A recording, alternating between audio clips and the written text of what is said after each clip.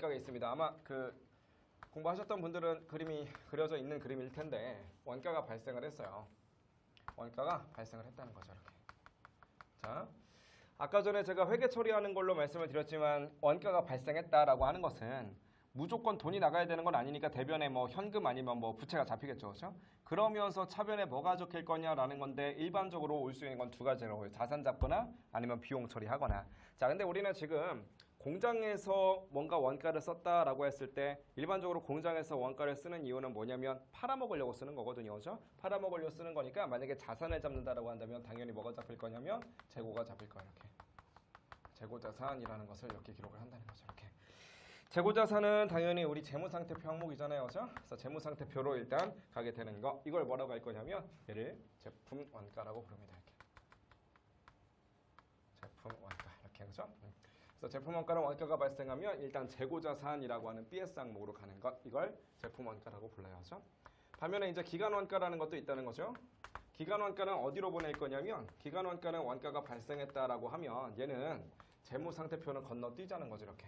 재무상태표를 건너뛰어버리고 그냥 발생하자마자 관련되는 어떤 비용 항목으로 다이렉트로 그냥 처리를 해버리겠다는 겁니다. 이렇게. 그래서 비용 처리한다라고 하는 것은 결국 손익계산서로 간다 뭐 이런 의미가 될 거 아니겠어요. 그렇죠?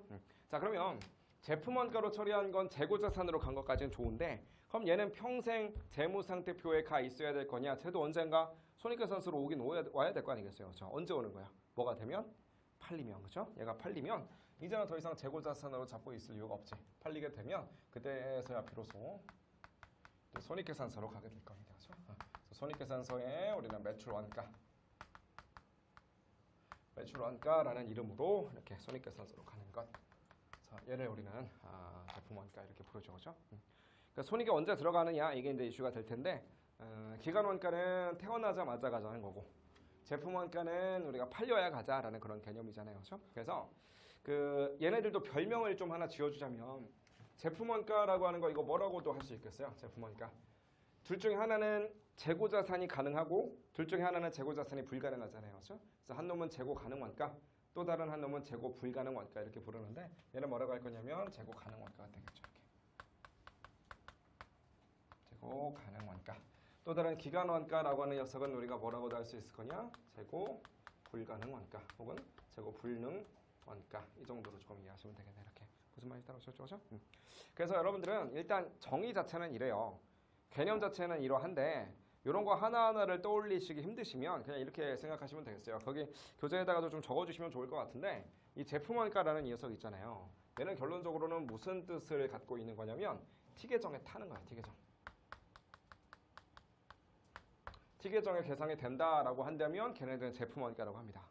하지만 T계정을 안 타는 게 있다라고 한다면 걔네들은 우리가 기간원가라고 이렇게 부르자는 거죠. 이렇게. 그래서 T계정을 타냐 안 타냐에 따라서 재고 가능 원가냐 혹은 재고 불능 원가냐 이렇게 가는 건데 우리가 아직 T계정 이야기는 2장 가서 할 거거든요. 그렇죠? 그래서 일단 이 내용을 그냥 적어만 두시고 왜 T계정을 타느냐 여부로 제품 원가, 기간 원가를 구분할 수 있는가 그 얘기는 조금만 나중에 해보자고요. 그렇죠? 근데 이게 이제 되게 중요한 이유는 우리 이 얘기 어디 가서 자세하게 배워요?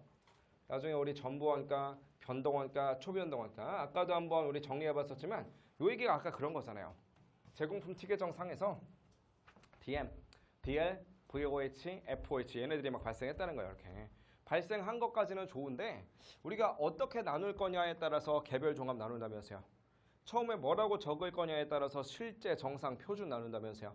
마지막 분류가 뭐가 있었냐면 몇 놈 데리고 갈 거냐. 이거에 따라서 전부 변동, 초변동 나뉘어진다면서요. 몇 놈 데리고 갈 거냐라고 하는 게 4개를 다 T계정 태워주자. 한마디로 DM, DL, VOH, FOH를 전부 다 T계정 태워주는 것은 전부 다 제품원가 취급하자 이런 컨셉이라고요.